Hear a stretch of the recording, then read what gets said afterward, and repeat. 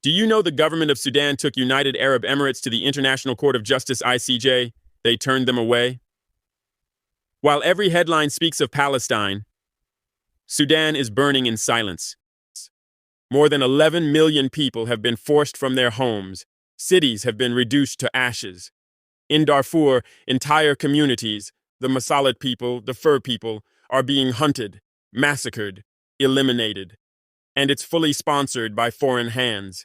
Sudan has been suffering ever since they gained independence on January 1st, 1956, not because they are weak, not because their people lack courage, but because of foreign hands, because of what God has blessed them with, their natural resources. From the very first day, Sudan was seen not as a free African nation, but as a prize, a land rich with gold, oil, fertile farmland, and the mighty Nile River itself. Instead of letting Sudan rise, foreign powers made sure it remained chained. They whispered in the ears of leaders. They fueled rebellion, and they armed militias. Why? Because a strong Sudan means a strong Africa, and a strong Africa means the end of exploitation. Ever since independence, Sudan has been at war. First, the first civil war from 1955 to 1972. Then the second civil war from 1983 to 2005, which eventually broke the country apart and created South Sudan.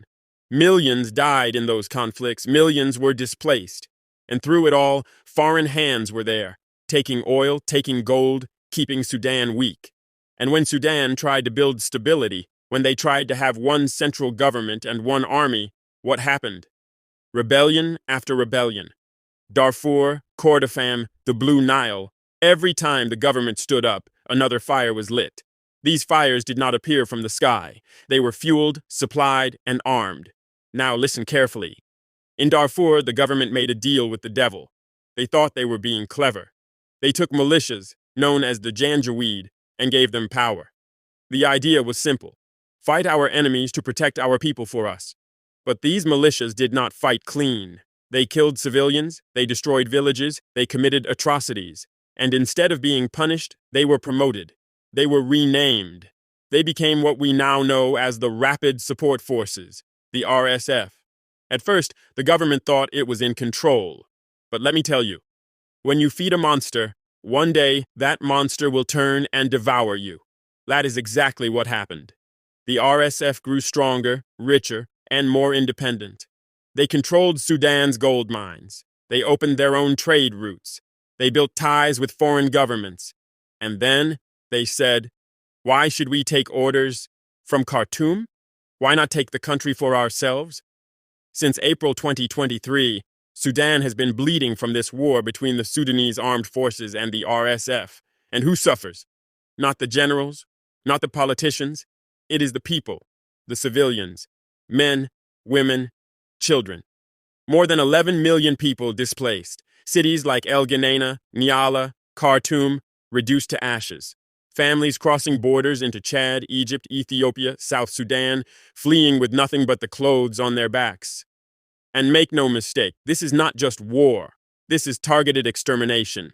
In Darfur, entire communities, the Masalit, the Fur, the Zagawa, are being hunted because of who they are. Villages wiped off the map, mass graves uncovered. This is genocide, committed in silence. Now who is feeding the RSF? Who is giving them weapons, fuel, and money? Foreign hands. Sudan has called them out. The government has named the United Arab Emirates as one of the key backers of the RSF, exchanging Sudanese gold for weapons, and Sudan dared to take the UAE before the International Court of Justice. But what happened? The ICJ turned them away, not because the crimes are not real, not because Sudan lied, but because the UAE signed the Genocide Convention with a trick.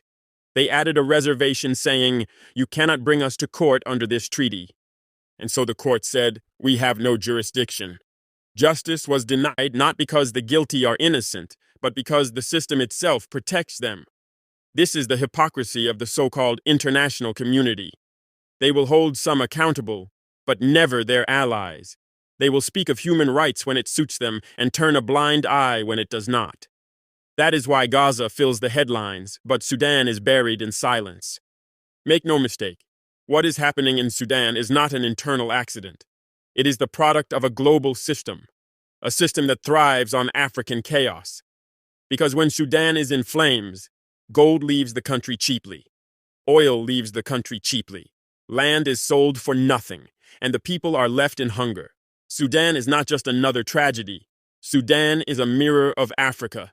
It shows us what happens when we allow outsiders to dictate our politics, when we depend on their weapons, when we trust their courts. It shows us the danger of believing that those who exploit us will also save us. My brothers and sisters, this is why Africa must wake up. Sudan's suffering is not just Sudan's problem.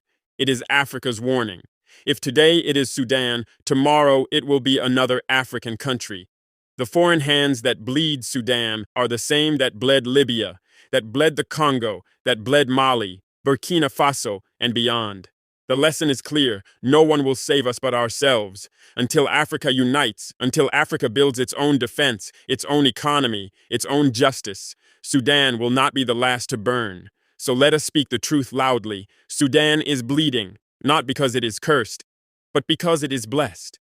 Blessed with resources that others want to steal.